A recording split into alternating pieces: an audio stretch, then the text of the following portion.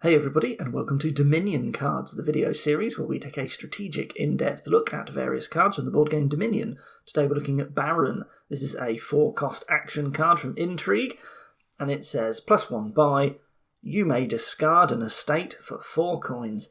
If you don't, gain an estate. So as always, just some quick rules clarifications on these cards. You always get +1 buy every time you play this card, no matter what happens next. If you are able to discard an estate, you get 4 coins. If you either choose to not discard an estate, or you can't because you don't have one in your hand, then you must try to gain an estate. So there aren't any estates left, then you can't gain one, as is the case with all gains. In that case, nothing happens. But you only get the 4 coins if you can discard an estate, and you must try to gain an estate otherwise. Okay? So when you first look at Baron, at a very surface level glance, you might see that +4 coins and think, wowee, what a deal this is. Here's one card that you buy, and it generates you 4 money. Now, gold costs 6, and it only generates you 3 money. So this is more efficient than gold, and it's a lot cheaper. What a bargain Baron must be. But it's actually not that easy. There is a little trick, and good job if you spotted it, and that is that Baron is actually 2 stop cards and not 1. It takes up 2 stop card spaces, and this is because you need to have an estate in your hand, and then you discard that estate. So that is 2 stop cards gone from your hand when you want to play Baron for money. So what Baron is actually doing when it's generating you money is it's not generating you 4 coins for 1 card, it's generating you 4 for 2, or 2 coins per stop card. This is exactly the same coins per stop card as what silver gets you. Now, I've done a big video on all the base cards, including silver, and as you know, silver is okay. It's not the greatest thing in the world. 2 coins per stop card is sometimes absolutely fine, and that's sort of what Baron does. But you can do better. You can always do better, in fact, because gold is always available. So for Baron, it might be better to think of it more as a woodcutter variant. So I haven't done a video on woodcutter.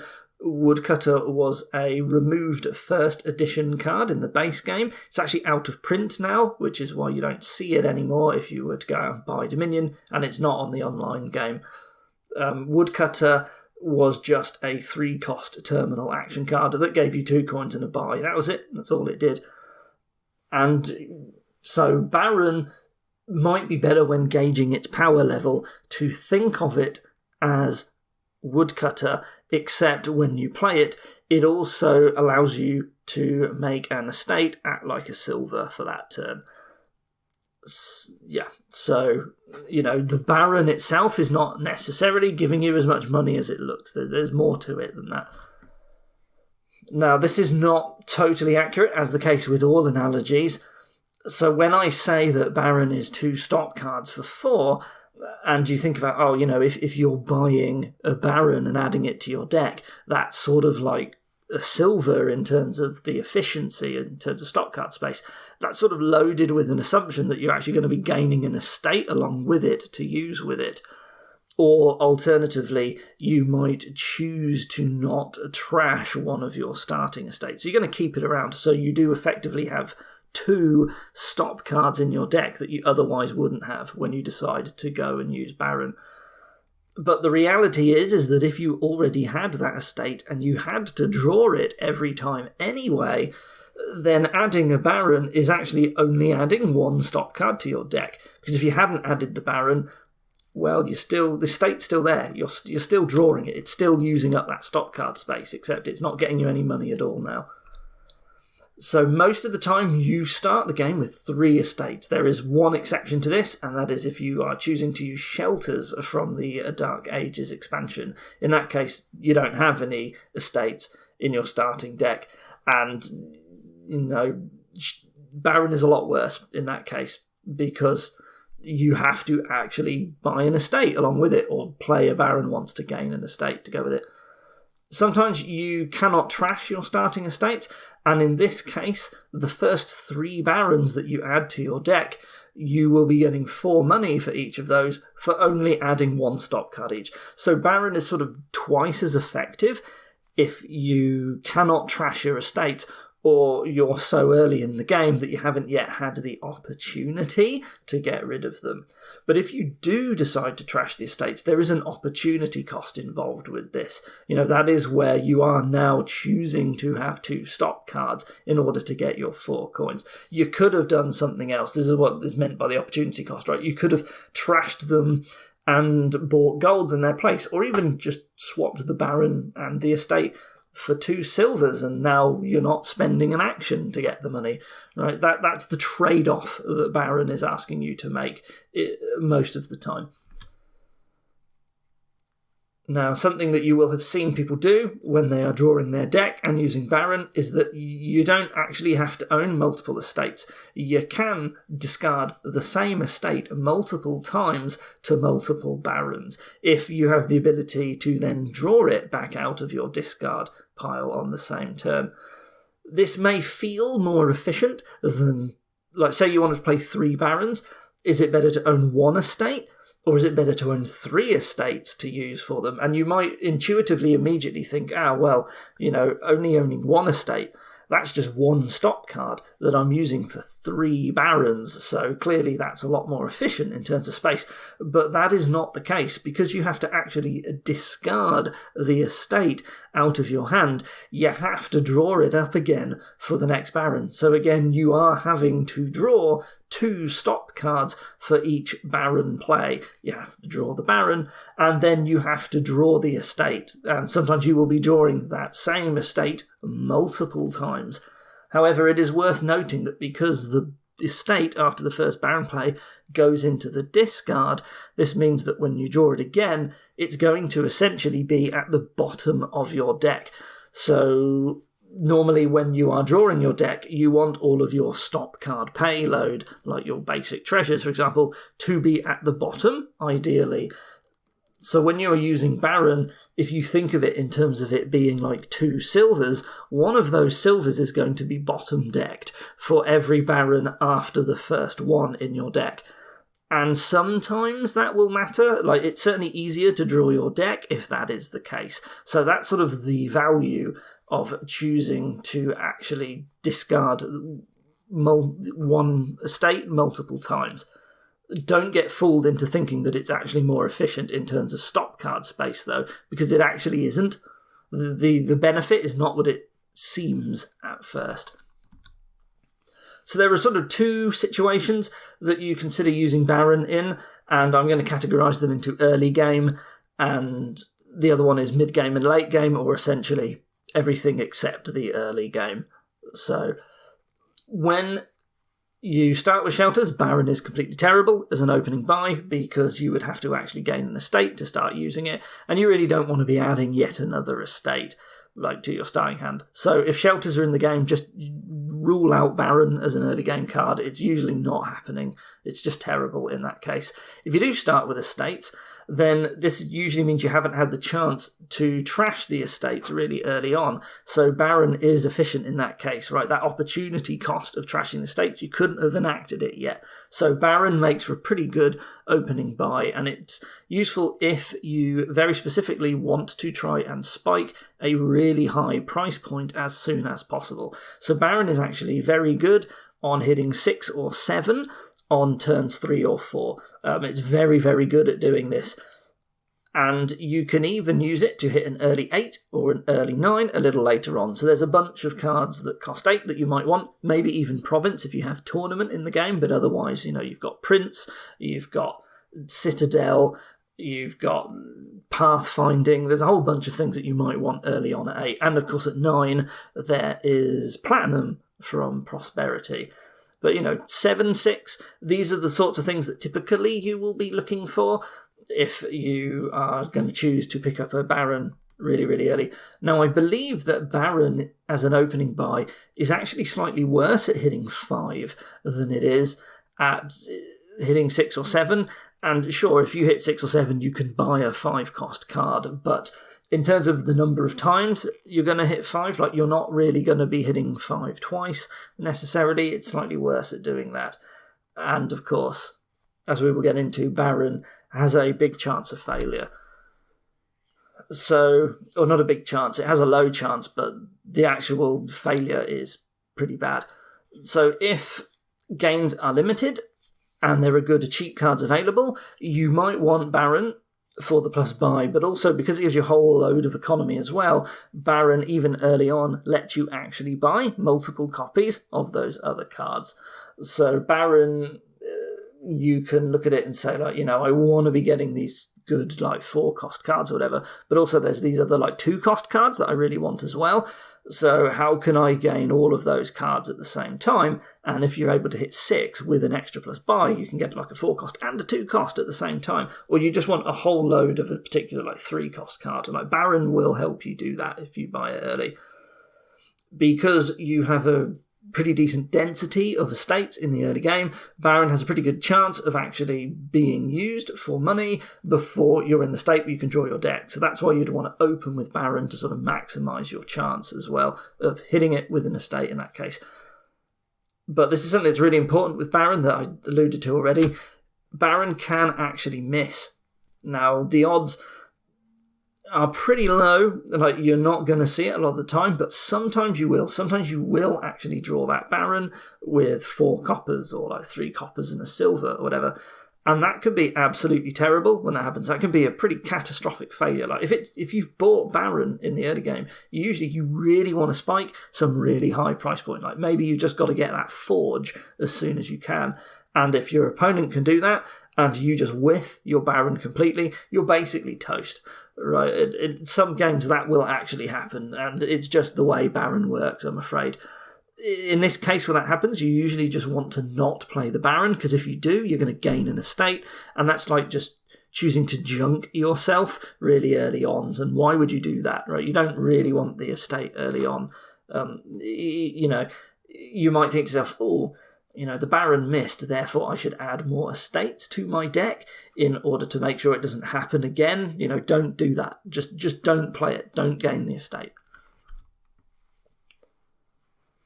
Now, sometimes when you have these really early high price points, you don't actually want to hit it consistently, you only want it once. So I gave you the example of like Forge, for example. You probably only want 1 Forge if you want it as soon as possible. And that means that Baron can be good for doing that and then just getting out of your deck. So things like remodel and upgrade and replace, that sort of card, they can be pretty good. What I call the cost relevant trashing, or trashful benefits, people call it.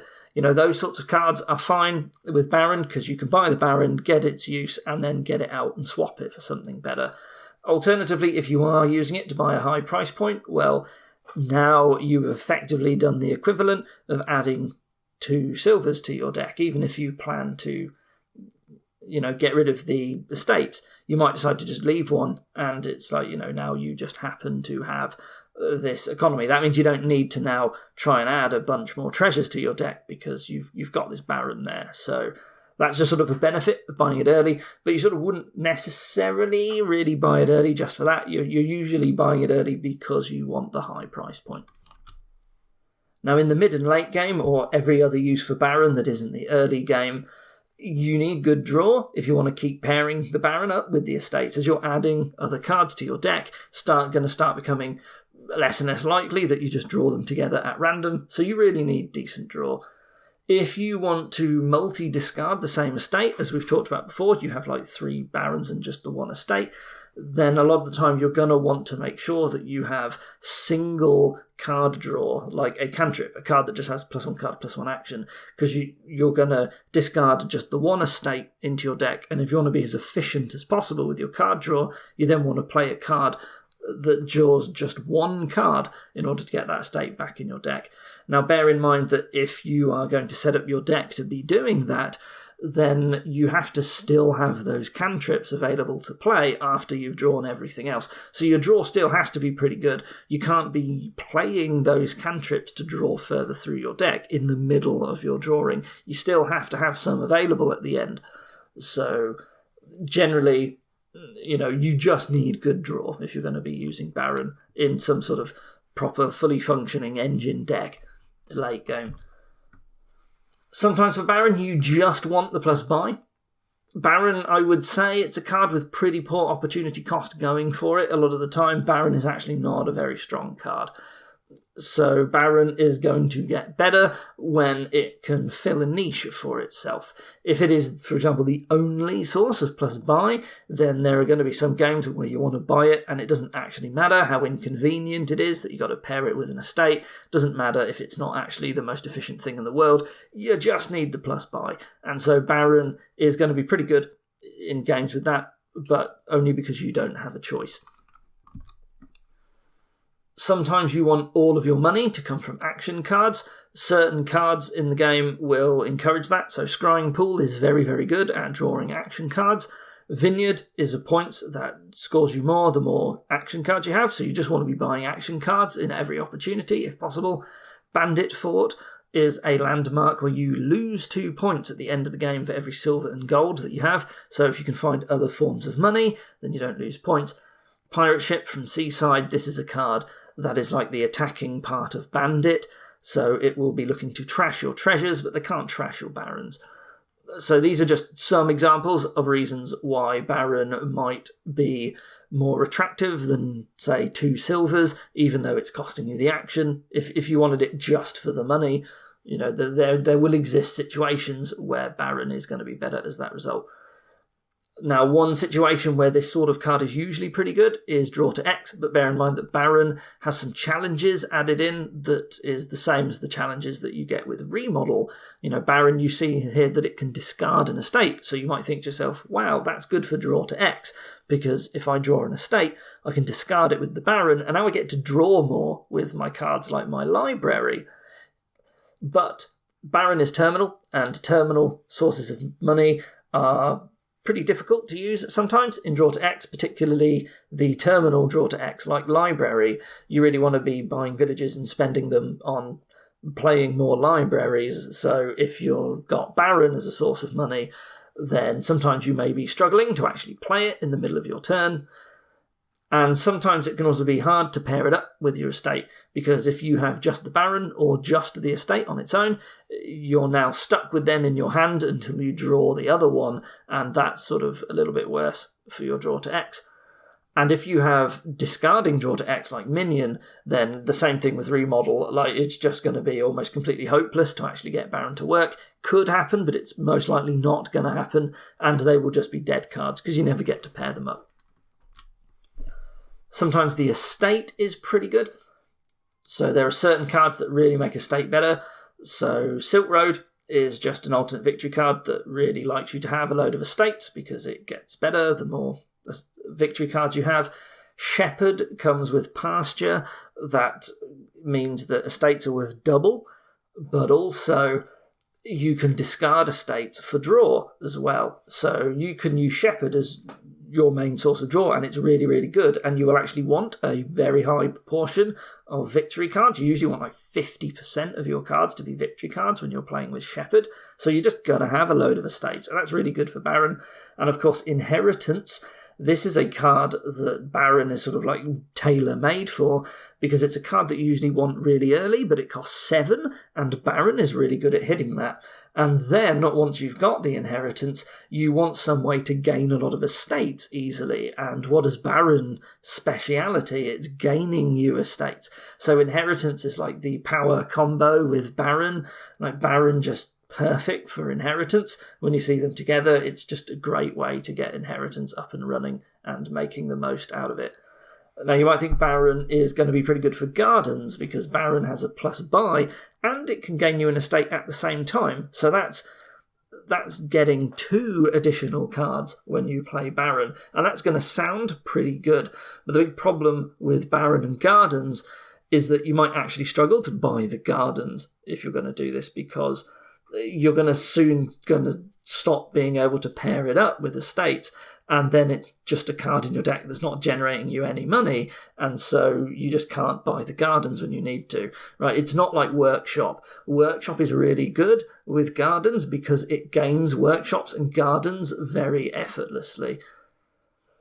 And of course, let us not forget that when you have an estate in your deck, that is a point, and sometimes points will matter. If you chose Baron plus estate instead of, say, 2 silvers, then you've got a 1 point advantage over your opponent because the estate is actually giving you a point. There are a couple more gotchas associated with Baron. So terminal cards are more expensive than you might think, and that is because of what I like to call the terminal tax. A lot of the time you are going to need village support in order to play them. Most of the time when you're loading up with a load of terminals, it's going to be because you want to try and draw your entire deck, and you need a village to play the Baron in that case. So if you think about Baron versus 2 silvers, in an example where, we can't trash the estates, then you're looking at Baron and you're saying, this is 1 card that I buy and it costs 4, and that's giving me the money equivalent of 2 silvers, and buying 2 silvers would have cost me 3 coins and it cost you 2 buys and 6 coins in total. So it sounds better on both metrics. But if you need a village as well to play the Baron, well, that's another buy, and the villages are usually going to cost like 3 or 4, so now it's actually not cheaper than buying 2 silvers, it's actually more expensive. Same number of buys, but you're paying more money for it. So Baron, again, it might not actually be cost efficient in terms of getting you a lot of money. And of course, Baron really doesn't like cards that force you to play it at an inopportune time. So Golem and Herald are examples of these. They try to draw your deck and they force you to play cards. Vassal is another example. And that can just force you to play Baron when you don't have an estate in hand, and now you're just junking yourself with estates, and you're missing out on 4 coins, so it's real bad. So just a summary of all these points. Baron is usually 2 stop cards, not 1, but it's a lot more efficient when you would have had the estate in your deck regardless. It's actually very efficient in that case. It's better stop card coin efficiency than gold. It provides you a very early shot at hitting a really high price point, but there is always this low chance that that's going to fail catastrophically. And of course, it gives you a buy, right? That's sort of the main reason why you would want it otherwise. So that's everything that I have for Baron. So what we're going to do now is we are going to head over to the online client and we are going to generate some kingdoms that have Baron in it, and we're going to assess how good Baron is in those kingdoms. Here, what do we have? We have Trading Post as our only trashing. We have Torturer, and we have a village to go with Torturer. It's Festival, which is not great, and the trashing is not super fast, but that's real nice, and there's even Militia to try and work with Torturer. How good is Baron in this deck? Well, you're going to want to get rid of your estates as soon as you can with Trading Post in order to just afford these really expensive villages and Torturers. You've also got Labs at 5. There's a lot of stuff that we want at 5. Most of the cards that we want at 5. In fact, we've got an entire engine all on its own with these 4 cards that cost 5. Yes, there's Merchant. Yes, there's Militia. Workshop might be fine to gain some merchants.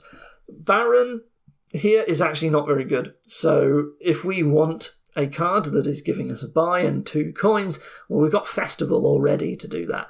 Baron doesn't actually seem like it's ever worth buying in this kingdom. You don't really need to use it to spike high. You've got Militia that you're going to be buying for 4 instead. That's going to be way better to stop your opponent from hitting Trading Post. And you are going to have some silvers in this kingdom. In fact, it's not even bad because you've got Merchant later and you can pick up a bunch of them with Workshop if you have to. But this is basically a Festival Torturer engine that you want to kick off as soon as you can. And we're just going to ignore Baron because we have another source of buy and it's not actually more efficient for us. We don't need it early and we're going to be trashing the estates anyway. So the game might end in a resignation when someone loses the Torturer chain as it is anyway. So yeah, so Baron no good there. I wouldn't really consider ever buying it in that kingdom.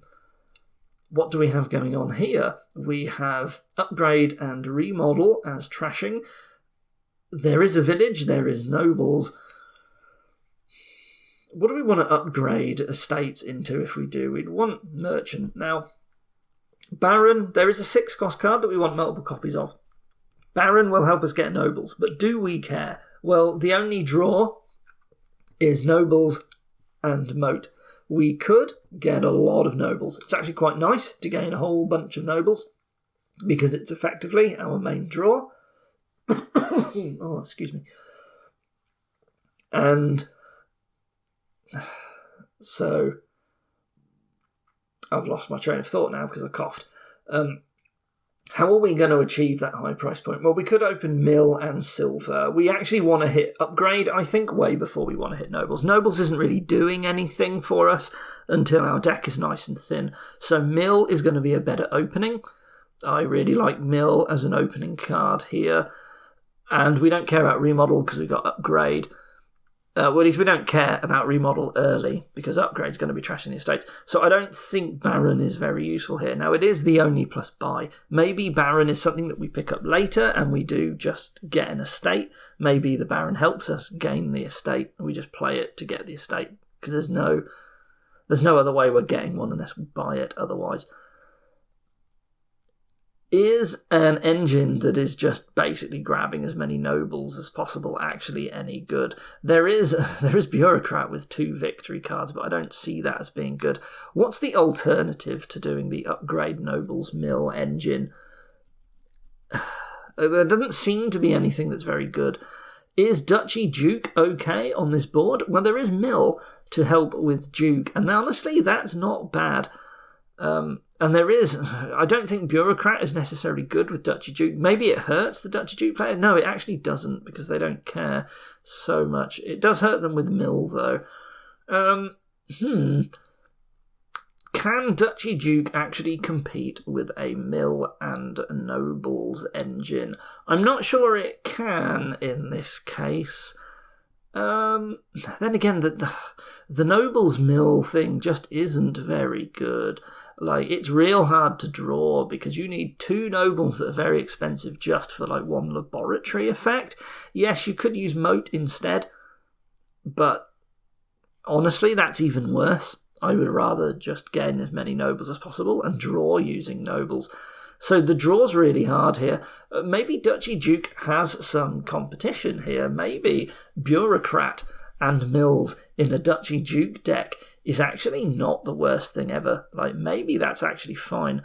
And Baron just, regardless of what we do, I really don't like Baron here. I don't think, maybe if you go for the Nobles Mill engine, you might want to use Baron, but I don't actually see it as being very good. I think you'd be better off, well, I say you'd be better off trying to get silver and a bunch of merchants, but you need plus buy if you're going to do that, because you can't get them quickly enough, and in that case you would want a Baron.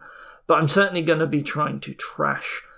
Oh, well, I'll get some merchants from upgrading the estates, won't I? So actually that's fine. Yeah, I think actually I will be going for the Nobles Mill engine. We get enough extra points that I think it could actually compete with the Duchy Duke. And bear in mind that you could always choose to buy duchies to deny them to the Duchy Duke player and then upgrade them into nobles. So I think you actually have the ability to shut down the Duchy Duke player a little bit. And you, as the engine player, of course, can play Bureaucrat as well if you need to. You maybe then get a bunch of upgrades and you can start upgrading those extra silvers if you don't want them into mills, or even pick up a remodel, and you might even be able to turn nobles into some provinces. Oh, and of course you have remodel available to just mill provinces, and that's the speed that the province player is going to get to overtake the Duchy Duke player. So yeah, so I think you go for the mill nobles engine, and I think I'm actually just not going to get Baron. I think I have enough going on with upgrade to gain extra gains as I need them, and also remodel. So I think Baron is not actually any use here. Took us a while, that one, but I think we got there in the end. So no, I don't like Baron on this board, even though there was a 6-cost card. Here, what do we have? We have Throne Room as our only village. We have Steward and Upgrade as trashing. we have Minion and Library as draw to X, and that's sort of our best draw. There's also Steward as an alternative, but I think Minion is going to be pretty good here. Now, Baron is the only plus buy. Again, it's the only way to effectively add more than one card to your deck. There is Upgrade, but I think I would rather open Steward and Poacher, and I'm going to transition into a minion stack, and I'm going to have some throne rooms, and I'm just going to buy one province per turn. I think I'm not going to run the risk of trying to go for Baron. I don't like going for Library instead. I think Minion is going to be better, because I'm going to be able... I don't need too many minions. I'm going to be able to throw like poachers and maybe play the Steward if I've got it for 2 coins. I just don't see Baron being any good. You could use it if you go for Library, but even then I don't really see the point. It doesn't feel very good. I would rather get rid of the estate. I would rather trash it with Steward as soon as possible. And, going for Gardens Baron, well, it's bad, and it's going to be super bad here. It's never going to be competitive. So there's another board where actually I'm not really going to be using Baron. So 3 for 3, where Baron is not really picked up at all anywhere in the game so far. There are better openers, and it doesn't really seem very useful. And the plus buys have not been super great on these boards so far, even though it's been the only plus buy. And here's another one where it's the only plus buy. So what do we have? Well, straight away I noticed that there is no village at all. So this is a Witch Big Money board, basically. Yeah, that's it. There's no village, and there's all these mostly terminals. And I want to buy witches, and I want to buy golds. And there is no trashing, I believe. There is replace as trashing. Lurker doesn't really count. There is Bandit to trash at other players' money. No, this is just Witch Big Money. Baron's never going to have any use on this board. Like, it's a big money board. Why would you ever buy Baron? You wouldn't. It's not going to help you hit 5. Opening 2 silvers is going to be a lot better for buying witches consistently than using something like Baron. So no, that is just Witch and money. So Baron useful on no boards so far by the looks of it. So this is looking a bit better straight away, I think. So we got Artisan and Harem. And Artisan is a expensive 6 cost that we actually would like to get early a bunch of the time. Except I've just noticed that there is no village. I saw Mill in the corner of my eye, and I thought it was a village for some reason. It's not. So that's bad. In fact, Artisan, unfortunately, is not actually as good here now that I look at the board. We have Pawn if we need extra buy, but how are we drawing our deck? Well, there's Wishing Well, which isn't going to happen. There's Smithy, which is... Is this just Smithy Big Money? It could be. This could be the only thing that we're doing here. Is Smithy Big Money good with Harems? I certainly wouldn't be adding a Bandit to my deck if I'm doing that, and I don't think Bandit Big Money is actually very good. I think this is just Smithy Big Money, and we can buy some Harems to support that, to just get a little bit of extra, and that's it. Those are the only 2 Kingdom cards that we will ever buy. Maybe we pick up a Celeron too, but I don't think so, or a Pawn, but again, I don't think so. Yeah, that's it. Wow. So Baron was not used at all in those 5 kingdoms. Baron is generally a pretty weak card anyway. I didn't expect it to be this bad for Baron, but that's just what came up at random. So we just didn't use Baron at all, even though, as I said before, it was the only buy in some of the kingdoms. Like, you thought it had that going for you, but the kingdom just didn't really support it. It had other things going on that you could use to gain with, and Baron just didn't seem great. So, yeah, that's it for poor old Baron. We didn't use it at all in these. Oh, well, never mind. So that was Baron video. I hope this was useful for you. Thank you for watching, and I will see you next time. Goodbye.